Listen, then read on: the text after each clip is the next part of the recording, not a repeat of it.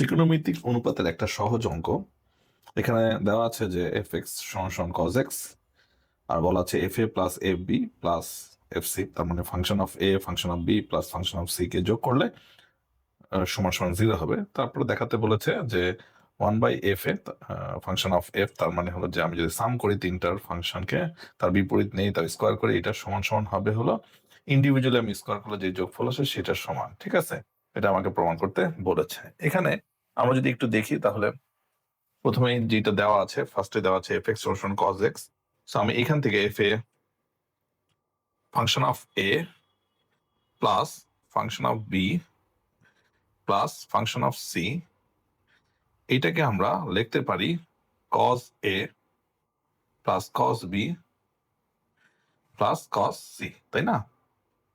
আচ্ছা, এটা আমরা লিখে রাখলাম কারণ পরবর্তীতে আমাদের অঙ্কতে সাহায্য করবে, কারণ আমরা চেষ্টা করব এরকম একটা ভ্যালু নিয়ে আসার জন্য। এখন লেফট হ্যান্ড সাইড যদি আমরা রেখি, লেফট হ্যান্ড সাইডে বলেছে যে summation of 1/f function of a, এই সবগুলো a ফাংশনের সবগুলো ফাংশনকে যোগ করে অপোজিটের যোগ নিতে হবে। তার মানে এখানে 1/f এ মানে হলো 1/cos a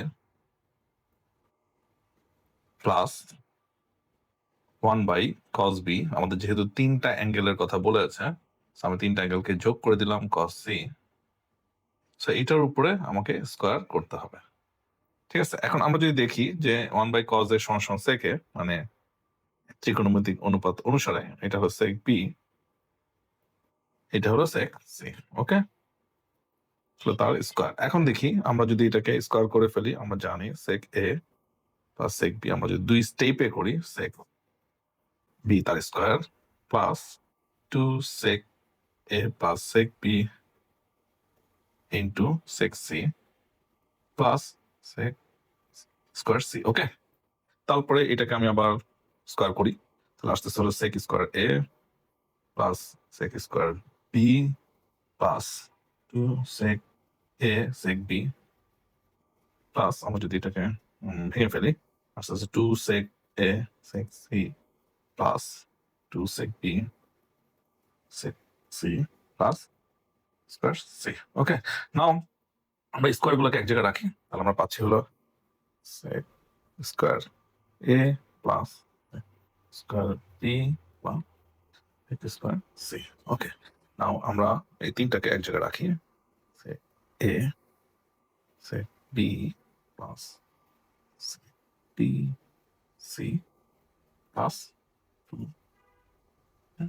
c।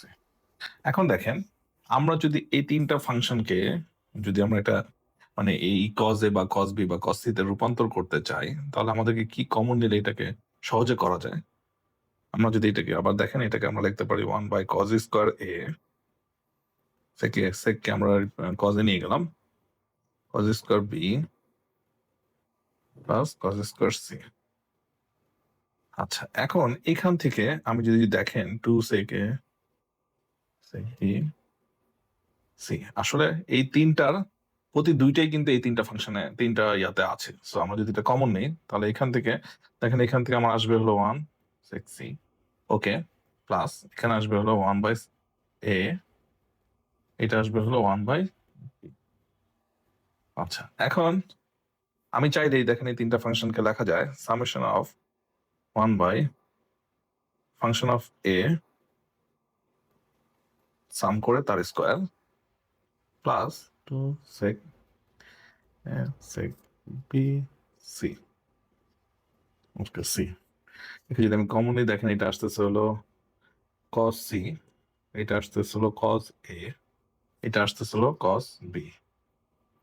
আমাদের যেহেতু এটা 0, তো আমরা এটা আসলে পেয়ে গেলাম summation of 1/ function of a তার স্কোয়ার, এটা পেয়ে গেলাম। ঠিক আছে, এটা আমাদেরকে প্রমাণ করতে বলেছে, রাইট হ্যান্ড সাইড প্রমাণিত হয়ে গেল। আজকে এই পর্যন্তই, সবাইকে অনেক অনেক ধন্যবাদ।